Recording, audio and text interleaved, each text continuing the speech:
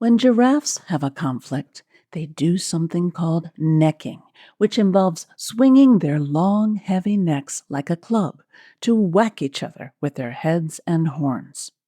When rams have a conflict, they rear up on their hind legs, then run at each other as fast as they can to crash their horns together. When pygmy sperm whales feel threatened, they release a cloud of poop, then use their tail to send it toward their enemy while they quickly swim away. When kids have conflicts, sometimes it turns into a physical fight. More often, it involves hurtful words.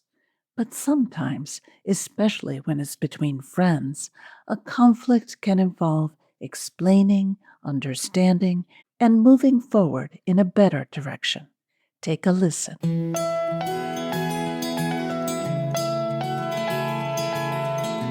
Kids Ask Dr. Friendtastic! Hi there, I'm Dr. Eileen Kennedy Moore, also known as Dr. Friendtastic. I'm an author and clinical psychologist based in Princeton, New Jersey.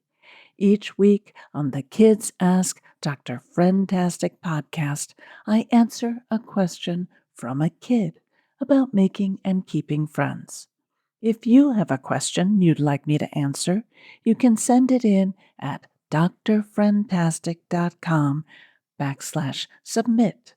That's drfriendtastic.com/submit. Here's today's question. Hello, Dr. Fantastic. My name is Zen and I'm 6 years old. My question is, how do you not let conflicts happen? Hi, Zen. Thank you so much for sending in this question. Conflict with a friend can be upsetting. You might feel angry, frustrated, or hurt. You might also feel worried about whether the conflict will end your friendship. The problem is there's only one way to have conflicts never happen. You and your friend would have to think and feel exactly the same way every single second. But wait, then you wouldn't be friends. You'd be the same person. So that's not going to work. Conflict can be difficult, but it doesn't have to be painful. And it can actually be a way for friends to learn about each other. We all tend to assume that everyone thinks the same way we do, but of course that's not true.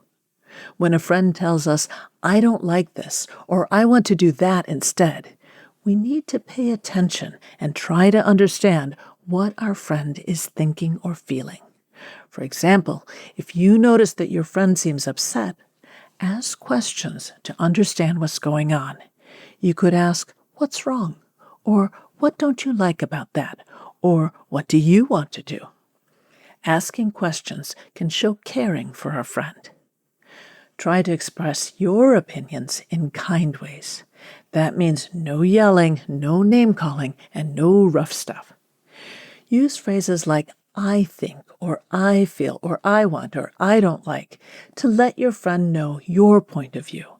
And then add the word "because" and explain why that's what you're thinking or feeling. That will make it easier for your friend to understand your point of view.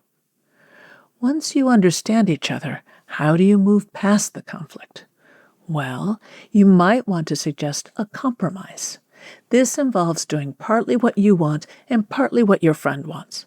So if you disagree about what game to play, maybe you could play your friend's game first and your game next. Or maybe you could suggest a different game that you'd both enjoy. But if the topic is something your friend feels strongly about, you might choose to go along with your friend's wishes. You don't have to do that all the time, but sometimes just doing what your friend wants, even if it's not exactly what you want, is a kind thing to do. If you've done something that hurt your friend's feelings, say you're sorry. A sincere apology can be a good way to move past a friendship rough spot. If feelings get very heated, you might need to separate for a bit to let tempers cool. But then be sure to come back together and be kind. Forgiveness is an important part of friendship. If your friend did something that upset you, keep in mind that we all make mistakes. You're not perfect, and neither is your friend. Sometimes we need to let go of past hurts and try again. Conflicts are uncomfortable, but if you pay attention and try to respond with kindness, you and your friend will come through the conflict understanding each other better, and your friendship will be even stronger. This has been Kids Ask Dr. Friendtastic. You can learn even more about friendship through my funny and practical books for kids. Growing Friendships, a kid's guide to making and keeping friends, and Growing Feelings, a kid's guide to dealing with emotions about friends and other kids. They're available through your library or wherever you buy books. Parents, check the show notes for a link to get my free guide featuring 12 ways to help your child make friends.